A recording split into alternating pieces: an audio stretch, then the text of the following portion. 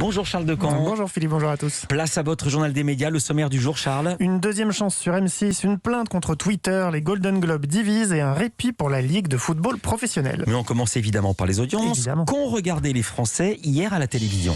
C'est France 2 qui est en tête avec un joli score, 4 600 000 personnes devant la fiction inédite La fille dans les bois, c'est 19,4% du public.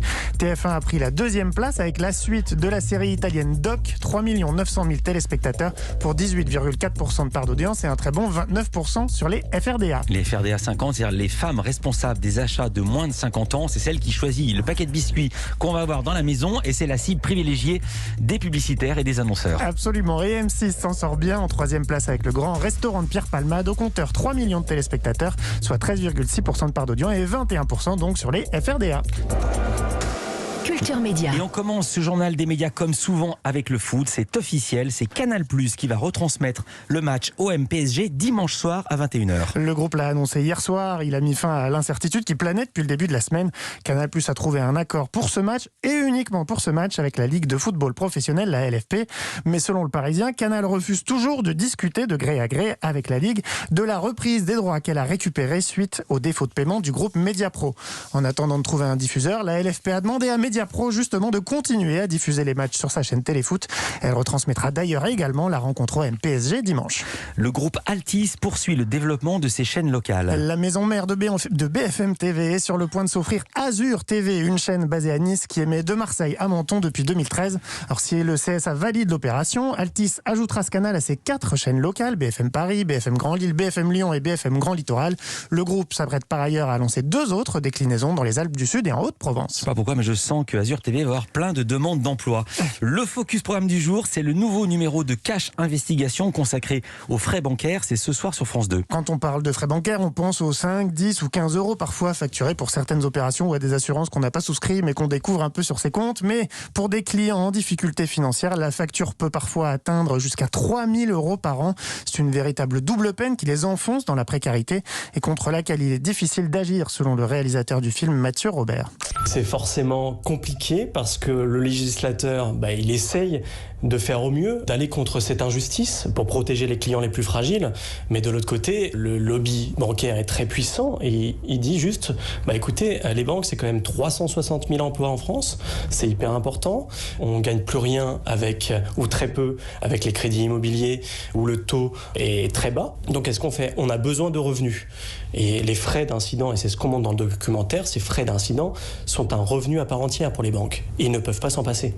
Un revenu indispensable qui représenterait près de 6 milliards et demi d'euros par an. Alors, je vous en parlais la semaine dernière, ce nouveau numéro de Cash Investigation a été mis en ligne dès jeudi dernier en avant-première sur France.tv.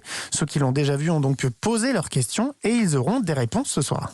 Nous, on ne peut pas, en 90 minutes, faire le tour de toutes ces questions-là.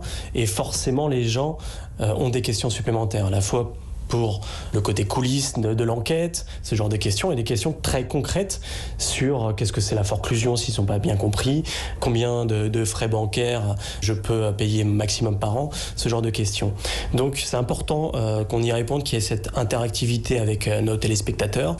Mathieu Robert, interrogé par Louise Bernard, l'équipe de Cash Investigation s'attendait à une dizaine de questions, ils en ont finalement reçu plus d'1 millier. Alors évidemment il n'y aura pas toutes les réponses ce soir, mais il y en aura certaines après la diffusion du reportage. Rendez-vous à 21h sur France 2. Et je vais regarder parce que j'aimerais bien savoir ce qu'est la forclusion. Je peux prendre le dictionnaire, vous allez me dire. Il y aura bel et bien une deuxième saison de l'émission Qui veut être mon associé sur M6. La chaîne a lancé un appel à candidature pour dénicher de nouveaux jeunes entrepreneurs en quête de financement. Ils auront l'opportunité de présenter leurs innovations à des investisseurs qui pourront les soutenir s'ils croient en leur projet. La saison 1 de Qui veut être mon associé avait bien démarré début 2020 et dans la foulée, le patron du groupe M6, Nicolas Taverneau, avait rapidement annoncé la commande d'une saison 2. Sauf que les audiences s'étaient rapidement tassées. Son sort était en suspens depuis plusieurs mois, mais M6 veut lui redonner sa chance, d'autant que la période est particulièrement compliquée pour les jeunes entrepreneurs. Twitter poursuivi en justice par 3 de ses utilisateurs. Il reproche au réseau social son inaction alors qu'ils étaient victimes de harcèlement en ligne. C'était en 2019. Tous les trois avaient porté plainte face aux tweets de menaces qu'ils avaient reçus, mais Twitter n'avait jamais coopéré avec la justice. Les harceleurs n'ont pas pu être identifiés et les plaintes ont été classées sans suite. Ces trois plaignants espèrent désormais que Twitter sera condamné pour complicité dans ces affaires de harcèlement et pour son absence de réponse à une réquisition judiciaire. La liste des nommés pour les prochains Golden Globes a été dévoilée hier et plusieurs Français y figurent. L'acteur Tahar Rahim, l'écrivain et scénariste Florian Zeller, le film 2 de Filippo Meneghetti ainsi que le compositeur Alexandre Desplat ont dénombré 4 nominations pour des artistes ou projets français. Une belle performance dans une liste de nominations qui a fait couler beaucoup d'encre. Et puis aussi 2 films Media One, je crois. Et en même temps, chaque année c'est pareil, non Charles? On s'étonne toujours des acteurs, des actrices, des films ou des séries qui ne sont pas nommés. Oui, et c'est normal. Il y a tellement de choses qui sortent qu'il n'y a pas de place pour tout le monde. Mais cette année, la presse spécialisée américaine s'étonne non pas de l'absence de certains immanquables, même si on peut souligner celle de la série unanimement encensée I May Destroy You, mais la presse souligne la présence improbable d'autres nommés. La série Netflix Emily in Paris, dont on a beaucoup rigolé, a décroché 2 nominations par exemple. On peut pas dire qu'elle a été encensée par la critique. Au contraire. Même surprise pour le film Music, réalisé par la chanteuse Sia. 2 nominations malgré des critiques assez mauvaises, couplées à un gros bad buzz. L'héroïne du film est une jeune autiste, mais Sia n'a pas fait appel à une actrice autiste pour l'incarner.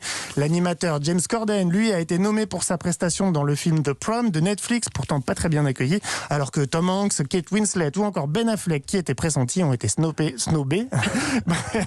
Bref, c'est un fourre-tout assez étonnant. Reste à voir si le palmarès aura plus de cohérence. La cérémonie est prévue le 28 février prochain. Merci beaucoup Charles Decamp. On vous retrouve demain pour un nouveau journal des médias.